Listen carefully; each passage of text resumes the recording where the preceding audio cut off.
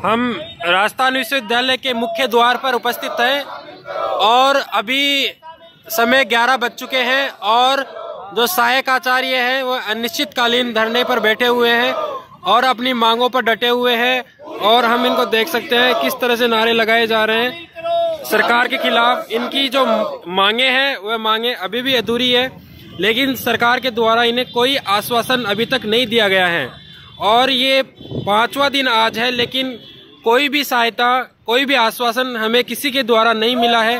सुरक्षा दो, सुरक्षा दो, सुरक्षा दो, रोजगार की सुरक्षा दो, सुरक्षा दो, सुरक्षा दो, हमारी मांगे पूरी करो, पूरी करो, पूरी करो, हमारी मांगे पूरी करो, पूरी करो, पूरी करो, संविधान नीति में शामिल करो, शामिल करो, शामिल करो, संविधान नीति में शामिल करो, शामिल करो, शामिल करो।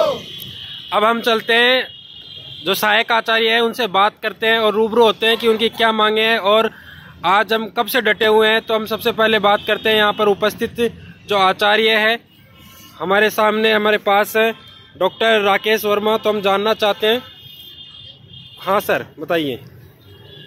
हमारे जो संविधान नीति 2022 में विद्या संबल योजना को अतिशीघ्र शामिल किया जाए और उसके साथ ही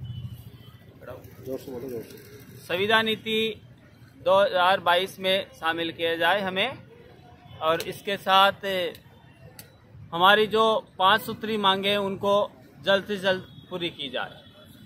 इसके अलावा हम और किसी साथी से जानना चाहते हैं कि उनकी क्या मांग है। तो हमारे पास में पहले अपना परिचय दीजिए सर। मेरा नाम मोहम्मद अफजल है और जोर से बोलिए, थोड़ा जोर से बोलिए सर। मेरा नाम मोहम्मद अफजल है, मैं पहाड़ी कॉलेज में सहायक आचार्य उर्दू लगा हुआ था।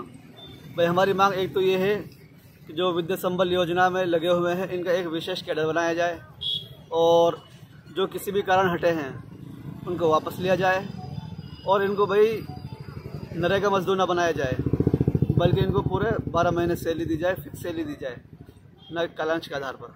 जैसा कि राहुल गांधी जी भारत जोड़ो यात्रा कर रहे थे, लेकिन यहाँ पर सहायक आचार्यों की जो मांगे हैं उनको तोड़ा जा रहा है, कोई आश्वासन नहीं दिया जा रहा हमें। जहाँ एक तरफ ये सरकार भारत को जोड़ने की बात कर रही है, दूसरी तरफ हम टूटे हुए हैं, बिखरे हुए हैं। जो हमें रोजगार दिया गया था वो छीना जा रहा है, कभी किसी से 2 दिन में छीन लिया जाता है, किसी को 2 महीने में छीन लिया जाता है। लेकिन हम सरकार से हमारी जो मांगे हैं उन मांगों को हम पूरा करना चाहते हैं। हम बात करते हैं डॉक्टर रतनलाल कुमावत से, जो हमें अपनी जो मांग है या हमारे बारे में जो भी अब उनके विचार हैं वो व्यक्त करें। मैं सरकार से ये कहना चाहूँगा कि हमें यूजीसी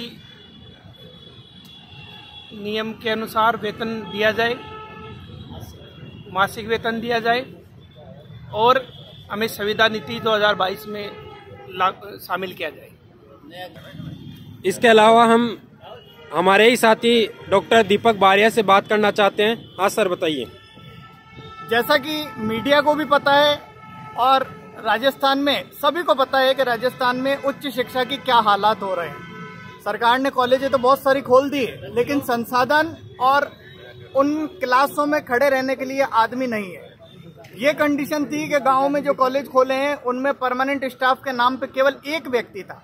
इसी चीज को ध्यान में रखते हुए राज्य सरकार ने पिछली साल विद्या संबल योजना के तहत उच्च शिक्षा में हम जैसे सहायक आचार्यों को लगाया। हमने पूरी मेहनत से इन सरकारी कॉलेजों की दशा में सुधार करने का पूरा प्रयास किया है और सरकार को भी ये पता है कि हम पूर्ण रूप से इसमें तन मन से कार्य कर रहे हैं और बराबर क्लासें हुई है, लेकिन हमारे ऊपर सरकार का कोई विशेष ध्यान नहीं है और 6 माह के पश्चात हमें तुरंत हटा दिया जाता है। हमारे रोजगार का कोई स्थायित्व नहीं है। हम सब नेट, स्लेट, पीएचडी, जीआरएफ उच्च शिक्षा प्राप्त युवा हैं और इतना होने के पश्चात भी हमें मात्र 6 महीने, और उस सबसे बड़ी कंडीशन तो तब खराब हो गई कि 1 वर्ष के 1 शैक्षणिक सत्र में 6 महीने भी रोजगार नहीं मिल रहा है। बल्कि अगर आपके संविदा जो आचार्य हैं हम जैसे, उनके स्थान पे कोई परमानेंट आरपीएससी की नियुक्ति आ गई तो उस व्यक्ति को हटा दिया जाएगा, उनके स्तर पर कोई ट्रांसफर से आ गया तो उसको हटा दिया जाएगा। उनके स्थान पर कोई डेपुटेशन से आ गया तो उसको हटा दिया जाएगा। तो मतलब हमारे रोजगार को स्थायित्व नहीं। हमारे बीच ऐसे ऐसे लोग बैठे हैं जिन्होंने केवल 15 दिन कार्य किया, जिन्होंने केवल 20 दिन कार्य करा, तुरंत हटा दिया गया। क्यों? उच्च शिक्षा प्राप्त युवाओं की ये दशा है राज्य में। तो अब हम यहाँ पर सरकार से कोई बहुत बड़ी मांग नहीं कर रहे हैं, हम केवल इतनी मांग कर रहे हैं कि हमें 12 महीने का रोजगार दिया जाए, बस 12 महीने का रोजगार दिया जाए। और इसलिए हम यहाँ बैठे हैं। सरकार को 1 साल से हम क्या, हमारे माननीय मुख्यमंत्री महोदय गहलोत साहब कहते हैं आप आंदोलन मत करो, आप रैलियां मत निकालो, आप धरने पर, हम नहीं करना चाहते थे जैसा कि मुख्यमंत्री, लेकिन 1 साल से माननीय मुख्यमंत्री महोदय, माननीय उच्च शिक्षा मंत्री महोदय और लगभग 80 विधायकों के पास हमारे साथीगण गए। 80 विधायकों ने हमारी डिजायर की है, सरकार से हमारे काम की प्रशंसा की है। उसके पश्चात भी आज तक सरकार ने हमारे लिए कोई भी अच्छा काम नहीं किया है।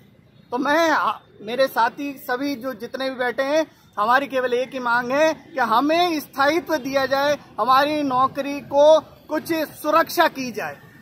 धन्यवाद। सरकार से काफी अपील की जा रही है आचार्यों के द्वारा, उच्च शिक्षित बेरोजगारों के द्वारा। और अब हम चलते हैं डॉक्टर राम के पास और उनसे जानते हैं उनकी मन की स्थिति के बारे में।